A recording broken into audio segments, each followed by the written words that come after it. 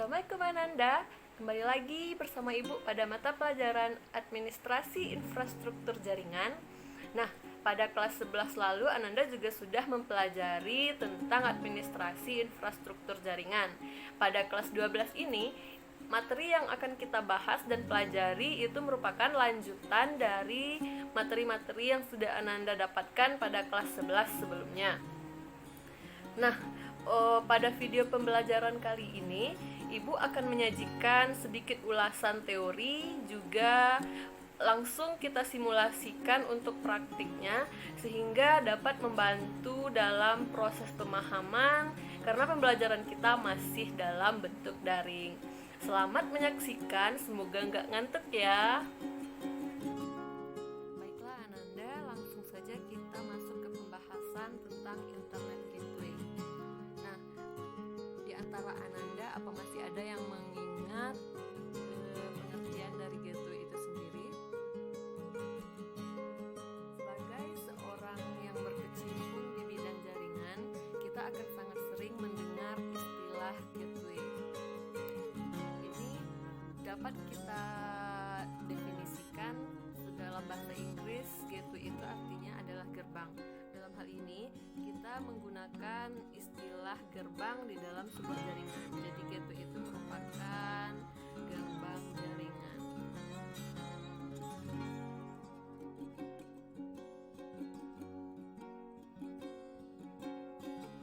Nah, semua jaringan internet itu pasti memiliki sebuah gateway untuk melakukan komunikasi.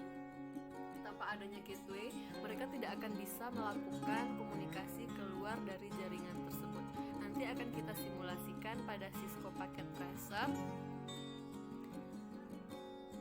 Nah, selanjutnya untuk fungsi gateway itu sendiri, di sini kita garis bawahi bahwa gateway itu berfungsi untuk menghubungkan sebuah jaringan komputer dengan jaringan komputer yang lain.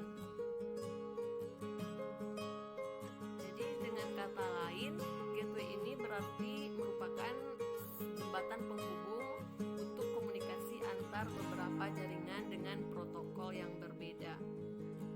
Nah, di sini juga dapat kita lihat bahwa gateway ini dapat digunakan dalam menghubungkan local area network atau LAN dengan wide area network atau WAN. Berarti fungsi gateway di sini adalah untuk jembatan antara pertukaran data local area network dengan wide area network. Baiklah Ananda, langsung saja kita praktekkan untuk simulasi agar Ananda lebih paham tentang konsep internet gateway. Di sini kita tambahkan satu buah server. Kemudian kita tambahkan 2 buah komputer.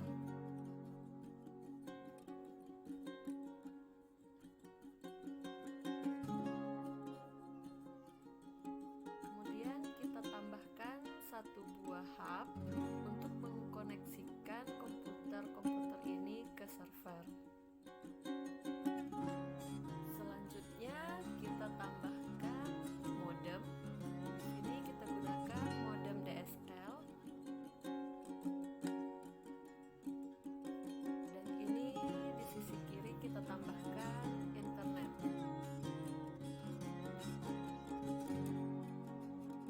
Kita buat skalanya menjadi lebih sederhana. Misalkan yang sisi kanan ini kita ibaratkan sebagai jaringan lokal atau LAN. Dan sebelah sisi kiri itu ada internet. Seperti yang kita ketahui, internet ini adalah jaringan berskala besar atau WAN.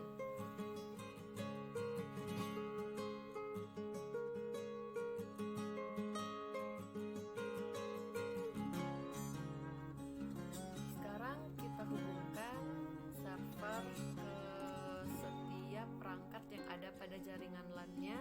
Begitu juga dengan modem, kita hubungkan ke internet dan kita tambahkan ke server interface. Kita matikan terlebih dahulu perangkatnya, kemudian baru kita tambahkan satu buah interface untuk mengkoneksikan modem tersebut. Nah, seperti inilah kira-kira topologinya.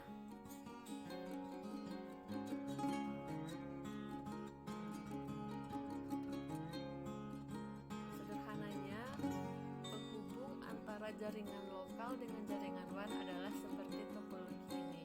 Nah, kita namakan jaringan LAN ini, kita tulis jaringan LAN, dan sebelah sisi kiri kita namakan dengan jaringan WAN.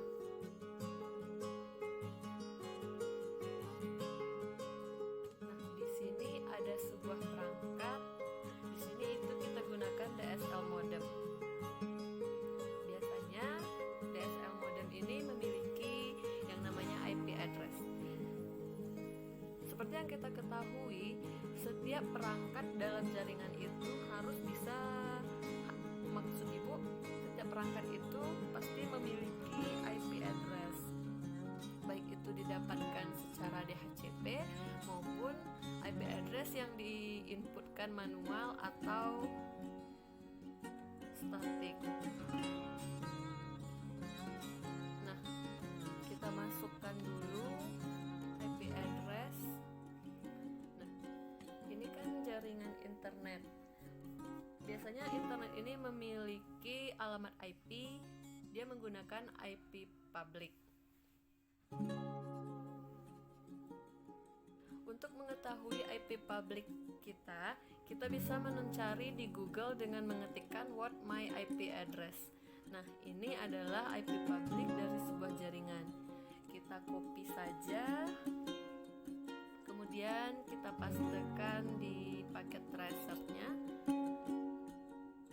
IP ini adalah IP public yang akan kita gunakan, yaitu 114.172.172.51.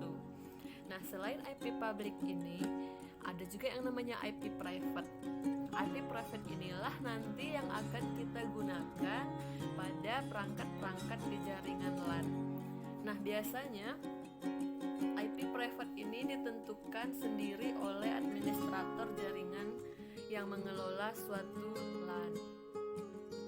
Nah, kita misalkan di sini kita gunakan 192.168.10.2.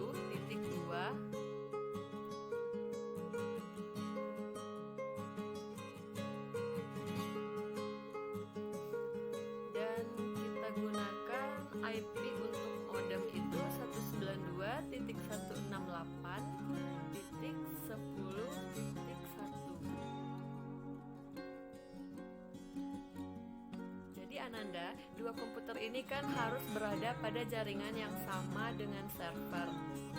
Jadi IP-nya itu menyesuaikan dengan IP pada server.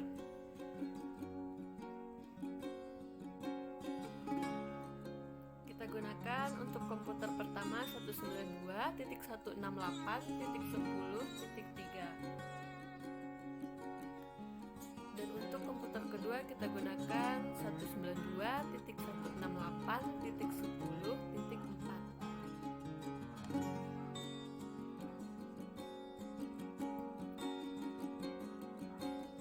Nah, jadi yang ditanyakan, di manakah letak gateway pada topologi jaringan yang sudah Ibu gambarkan ini? Ayo, di mana? Tadi kan sudah Ibu jelaskan secara sederhana, konsep gateway ini adalah penghubung atau jembatan komunikasi antara jaringan private dengan jaringan publik. Dengan kata lain, penghubung antara jaringan lokal dengan jaringan WAN. Kita misalkan komputer ini ingin mengakses internet, berarti tujuan akhir kita adalah internet. Otomatis di PC ini kita harus memasangkan gateway dengan IP yang terhubung ke internet. Dalam kasus ini ada IP-nya 192.168.10.1. Kenapa alamat IP 10.1 yang kita gunakan sebagai gateway? Nah, benar sekali Ananda, karena alamat inilah yang langsung terkoneksi ke jaringan internet. Jadi alamat IP inilah yang akan kita gunakan sebagai gateway dan kemudian kita inputkan pada perangkatnya. Coba kita langsung masukkan IP-nya pada server. Tadi kita menggunakan IP 192.168.10.2. Nah, subnet masknya akan otomatis muncul. Yang kita edit itu adalah bagian default gateway. Kita masukkan IP address dari modem tersebut, yaitu 192.168.10.1. Nah,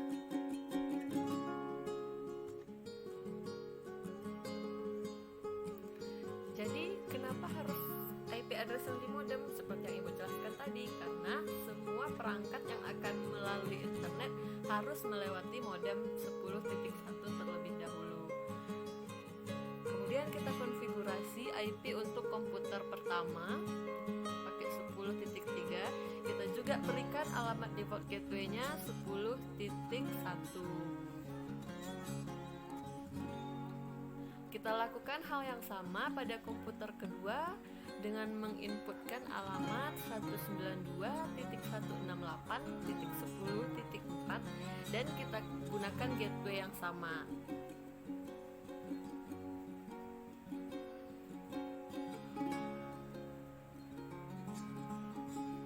Nah, berarti dapat kita simpulkan bahwa perangkat modem DSL pada topologi jaringan ini bisa kita sebut sebagai gateway.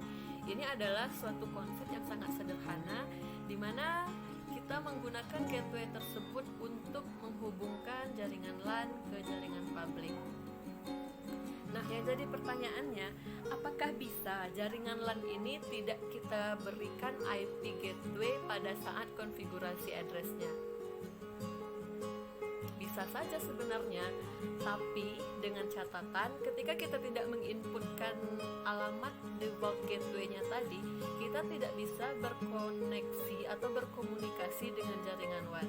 Ketika kita ingin berkomunikasi dengan jaringan WAN, nah kita harus butuh jembatan. Jembatannya itulah yang disebut dengan gateway, di mana perangkat gateway ini sudah memiliki IP address-nya sendiri, sehingga kita harus menginputkannya di default gateway masing-masing perangkat. Bisa saja gateway yang ada di komputer itu menggunakan IP server. Misalkan alamatnya 10.3 dan gateway-nya 10.2, itu bisa saja dilakukan. Cuman batas akhir komunikasinya berarti cuma sampai server saja. Dia tidak bisa dilewatkan untuk menuju ke internet. Seperti itu ya, Ananda. Jika ingin berkoneksi ke internet, otomatis kita harus menggunakan gateway alamat IP yang terdekat ke internet, yaitu alamat IP pada DSL modem tersebut. Ketika kita menggunakan default gateway-nya modem, berarti kita sudah memiliki akses ke modem tersebut secara langsung. Dengan demikian kita akan langsung bisa terhubung ke internet.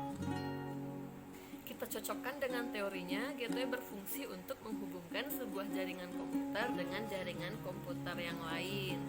Nah, gateway dapat digunakan dalam menghubungkan LAN dengan WAN. Nah, banyak juga fungsi-fungsi gateway yang lainnya. Yang pertama itu sebagai protokol converting. Yang kedua, memudahkan akses informasi. Itu disebut memudahkan karena kita bisa mengakses jaringan internet sehingga akses informasi kita jadi lebih luas, sehingga segala jenis informasi bisa kita dapatkan. Dan fungsi yang ketiga itu adalah hardware sharing, berbagi perangkat. Terus yang selanjutnya keamanan dan pengaturan data. Yang kelima itu kestabilan. Ini supaya stabil biasanya ditambah dengan gateway. Tapi kalau tidak pakai gateway pun sebetulnya bisa saja stabil, karena kestabilan itu bukan dilihat dari ada atau tidaknya gateway. Nah, sebetulnya selain gateway ada juga yang disebut dengan NAT atau Network Address Translation. Dan pembahasan tentang NAT ini akan kita jelaskan pada video pembelajaran berikutnya.